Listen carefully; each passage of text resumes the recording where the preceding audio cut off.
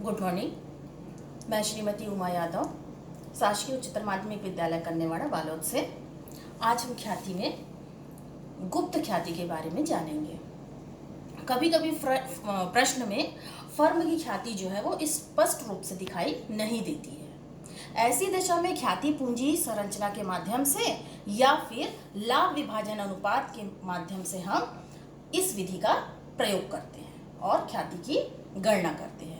इसे ही हम गुप्त या छिपी हुई ख्याति कहते हैं। इसे ज्ञात करने के लिए हम गुप्त ख्याति को ज्ञात करने के लिए हम निम्न प्रकार से गणना करते हैं। सबसे पहले हमें निकालना होता है नई फर्म की कुल पूंजी। सबसे पहले हम गणना करने के लिए क्या निकालेंगे? फर्म की कुल पूंजी की गणना करते हैं। दूसरा हम करते हैं पुराने और नए साझेदारों की संयुक्त पूंजी की गणना करते हैं। जो पुराना साझेदार होगा और नया साझेदार होगा वो दोनों का हम संयुक्त पूंजी निकाल लेते हैं। और तीसरा करते हैं फर्म की कुल पूंजी में से संयुक्त पूंजी को घटाकर गुप्त ख्याति को निकाल लेते हैं। तो बच्चों, आज हम गुप्त ख्याति निकालने के प्रश्नों को हल करेंगे। तो बच्चों, गुप्त ख्याति ज्ञात करने के लिए हमें सबसे पहले क्या करना पड़ेगा? नई फर्म की कुल पूंजी गणना करना है।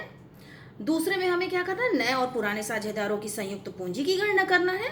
और इसके बाद फर्म की कुल पूंजी में से संयुक्त पूंजी को घटा देंगे तो हमारी क्या निकल जाएगी? गुप्त ख्याति निकल जाएगी। तो चलिए प्रश्न देख लेते हैं।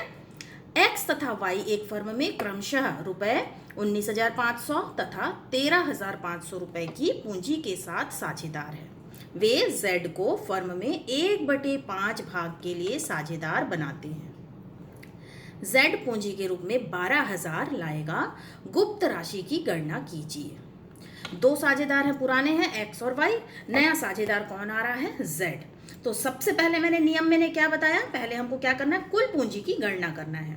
तो नया जो साझेदार आ रहा है वो भाग कितना ला रहा है? 1/5।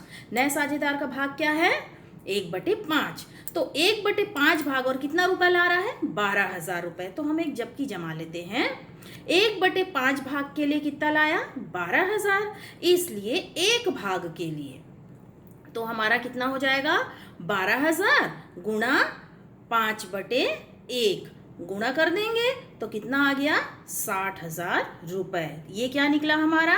कुल पूंजी की गणना। अब दूसरे में हमको क्या करना है? क्या ज्ञात करना है? पुराने और नए साझेदारों की संयुक्त पूंजी निकालना। संयुक्त मतलब दोनों को जोड़ देना है, जो नए और पुराने साझेदार है। तो हमारे पास पुराने साझेदार कौन थे प्रश्न में? X और Y। X की पूंजी प्रश्न में कितना दिया है? 19,500। Y की पूंजी कितनी दी हुई है? 13,500।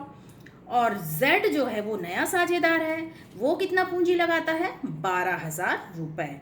ये तीनों को हम जोड़ देंगे तो हमारा आता है 45,000 रुपए। ये क्या निकल गया हमारा? पुराने और नए साझेदारों की संयुक्त पूंजी। अब हमारे पास कुल पूंजी भी निकल गया और पुराने और नए साझेदारों की संयुक्त पूंजी भी निकल गई। तो अब हम फॉर्मूला किसका लगा देंगे? गुप्त ख्याति की। गुप्त ख्याति बराबर फर्म की कुल पूंजी माइनस फर्म की संयुक्त पूंजी। कुल पूंजी हमने निकाला, कितना आया? 60,000 रुपए। कितना आया? 60,000 रुपए। और पुराने और नए साझेदारों की संयुक्त पूंजी है 45,000 रुपए। तो गुप्त ख्याति बराबर हमने क्या लिखा फॉर्मूला? फर्म की कुल पूंजी माइनस फर्म की संयुक्त पूंजी।